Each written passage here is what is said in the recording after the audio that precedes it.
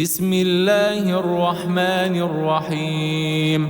تبارك الذي بيده الملك وهو على كل شيء قدير، الذي خلق الموت والحياة ليبلوكم أيكم أحسن عملا وهو العزيز الغفور، الذي خلق 7 سماوات طباقا ما ترى في خلق الرحمن من تفاوت فارجع البصر هل ترى من فطور ثم ارجع البصر كرتين ينقلب إليك البصر خاسئا وهو حسير، ولقد زينا السماء الدنيا بمصابيح وجعلناها رجوما للشياطين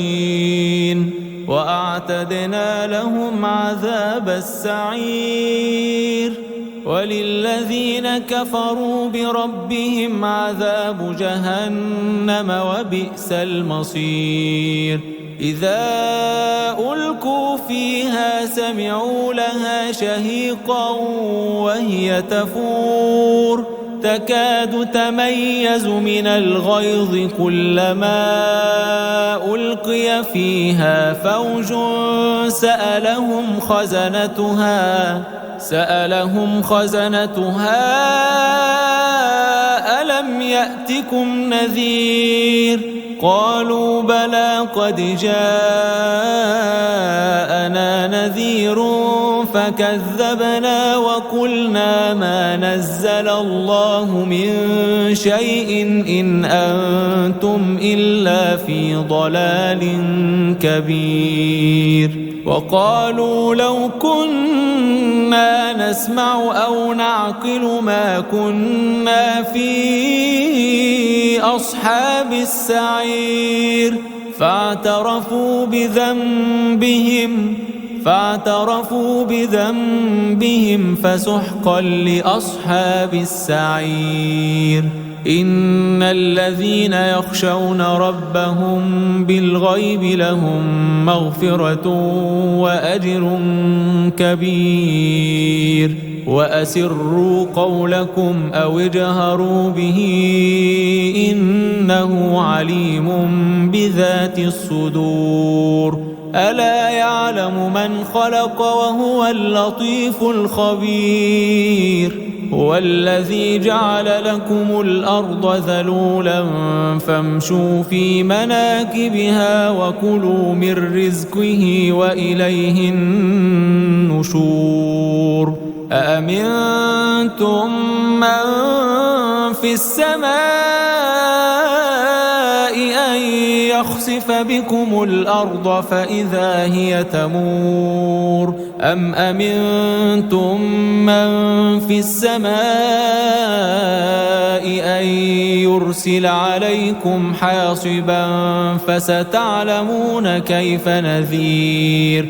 ولقد كذب الذين من قبلهم فكيف كان نكير. أولم يروا إلى الطير فوقهم صافات ويقبضن ما يمسكهن إلا الرحمن إنه بكل شيء بصير. أمن هذا الذي هو جند لكم ينصركم من دون الرحمن إن الكافرون إلا في غرور. أمن هذا الذي يرزقكم إن أمسك رزقه بل لجوا في عتو ونفور. أفمن يمشي مكبا على وجهه أهدى أمن يمشي سويا على صراط مستقيم. قل هو الذي أنشأكم وجعل لكم السمع والأبصار والأفئدة قليلا ما تشكرون.